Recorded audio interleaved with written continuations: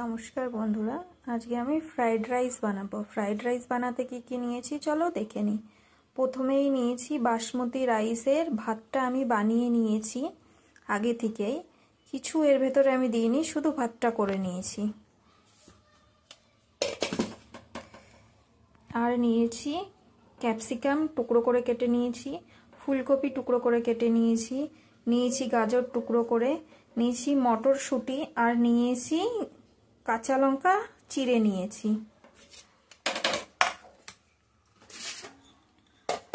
আর নিয়েছি কাজু, নিয়েছি চিনি, আর নিয়েছি ঘি, আর সাথে নিয়েছি জায়ফল আর জাবিত্রী একটু ভেজে নিয়েছি শুকনো খোলায়। এটাকে পাটাতে বেটে নেব, গুঁড়ো করে নেব।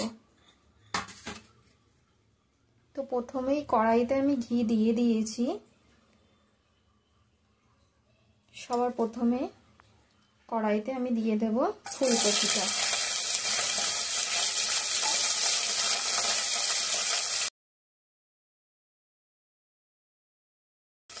দিয়ে দেব গাজর।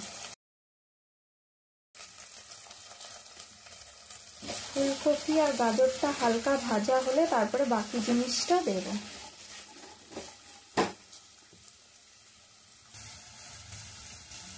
ফুলকপি আর গাজরটা হালকা ভেজে নিয়েছি, এখন মটরশুঁটিটা দিয়ে দেব, দিয়ে তিনটেই ভালো করে ভেজে নেব।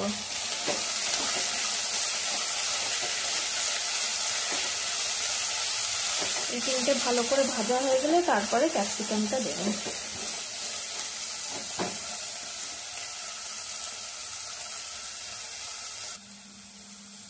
গাজর, ফুলকপি আর মটরটা ভাজা হয়ে গেছে, এখন ক্যাপসিকামগুলো দিয়ে দেব।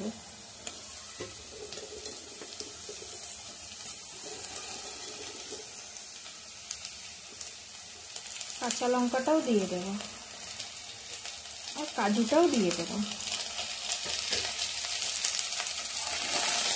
দিয়ে ভালো করে ভেজে নেব।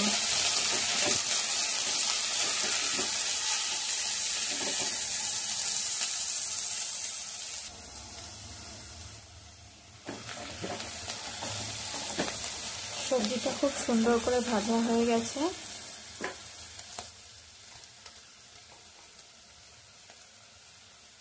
দিয়ে দেব নুন,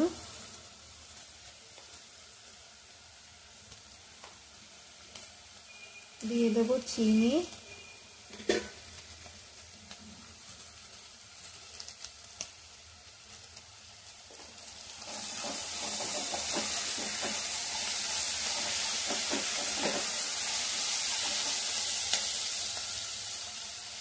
জায়ফল আর জাবিত্রী যেটা ভেজে গুঁড়ো করে নিয়েছি সেই মশলাটাও একটু দিয়ে দেব।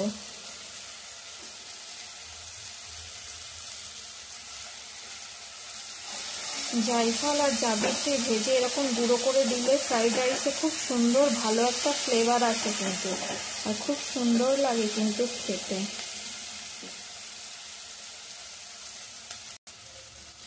সবজিটা খুব সুন্দর করে ভাজা হয়ে গেছে, এখন আস্তে আস্তে করে রাইসটা দিয়ে দেব।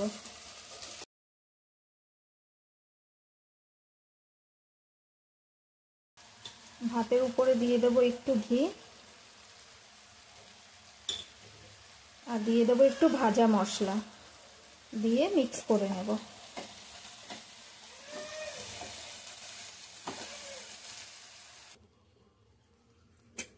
সুন্দর করে মিক্স করে নিয়েছি, এখন ঢাকা দিয়ে 2 মিনিট মতন হতে দেব।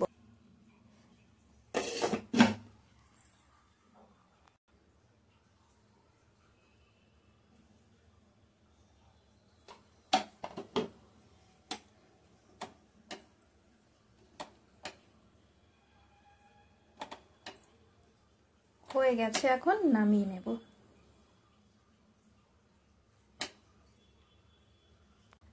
হয়ে গেছে আমার ফ্রাইড রাইস রেডি।